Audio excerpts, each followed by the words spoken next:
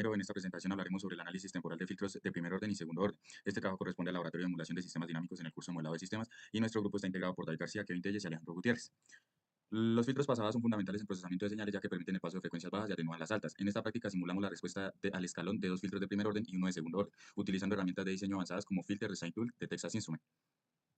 El primer filtro con frecuencia de corte de 10 kHz presentó una respuesta muy rápida estabilizándose en 40 microsegundos, ideal para señales de alta frecuencia, y el segundo filtro con frecuencia de corte de 2 kHz mostró una respuesta más lenta estabilizándose en 0.2 milisegundos, adecuada para señales analógicas más suaves. Acá podemos ver las exportaciones de las respuestas en el tiempo, en la fase, en la frecuencia de cada uno de los filtros. En este caso el filtro de 10 kHz, como podemos ver, acá tiene pues su respuesta aproximadamente su decaída en 10 kHz y el tiempo de estabilización en 40 microsegundos.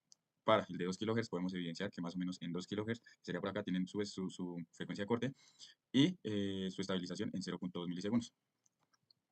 El filtro de segundo orden de aproximadamente 1 kHz evidencia un ligero sobreimpulso y oscilaciones amortiguadas antes de estabilizar, aunque presenta un mayor retardo que los filtros de primer orden. Su alta selectividad mejora la precisión del filtrado, siendo clave en comunicaciones y sistemas de control.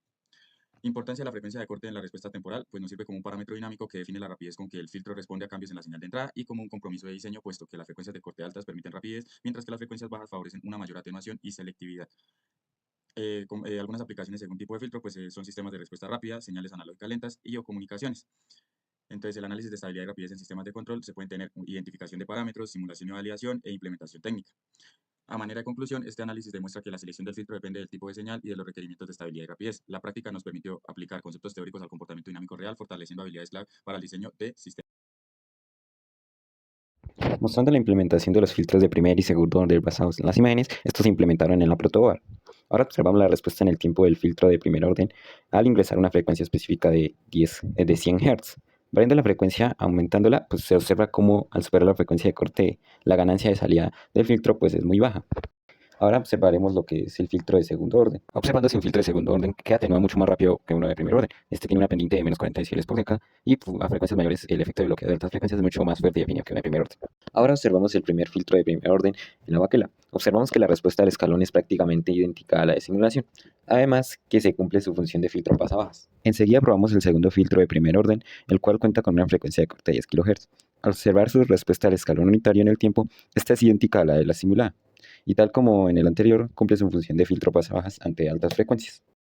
Ahora se muestra el filtro de segundo orden en baquela, el cual tiene una frecuencia de corte de 1 kHz. Comparando la respuesta en el tiempo con la simulación, observamos que ambas presentan una subida más progresiva y suave que un filtro de primer orden, además de un pequeño sobreimpulso característico de este tipo de filtros. A frecuencias mayores, el filtro atenúa mucho más rápido con una pendiente de menos 40 decibeles por deca, logrando así un mejor rechazo de señales altas comparados con filtros de primer orden. Continuando con la presentación, procedemos a hacer la conexión en cascada de ambos filtros de primer orden, inicialmente estando el filtro de 2K y de salida el filtro de 10K. Teniendo una frecuencia inferior a 2K, vemos que ante un flanco de subida o uno de bajada se hace una suavidad u hombro. El filtro de 2K empieza a tener fuertemente alrededor de esta misma frecuencia. Cuando se llega a 10 kHz, el segundo filtro pues no tiene mucho que hacer porque ya se ha atenuado bastante. Se dice que tenemos un sistema de segundo orden pasabajos con frecuencia de corte en 2K y por ende mayor selectividad. Ahora invirtiendo la conexión primero poniendo el de 10K y a su salida el filtro con 2K. Inicialmente se aprecia un comportamiento similar para las frecuencias inferiores a 2K, teniendo codos o suavidades tanto para los filtros de subida como los de bajada. Al aumentar la frecuencia volvemos a ver que el filtro de 2K es el primero que actúa. Esto pues sabemos que para el de 10K, antes de llegar a esta frecuencia la señal va a llegar bastante bien o viva para 2K. Por ende nuevamente tenemos un sistema de segundo orden con corte en 2K y un comportamiento bastante similar.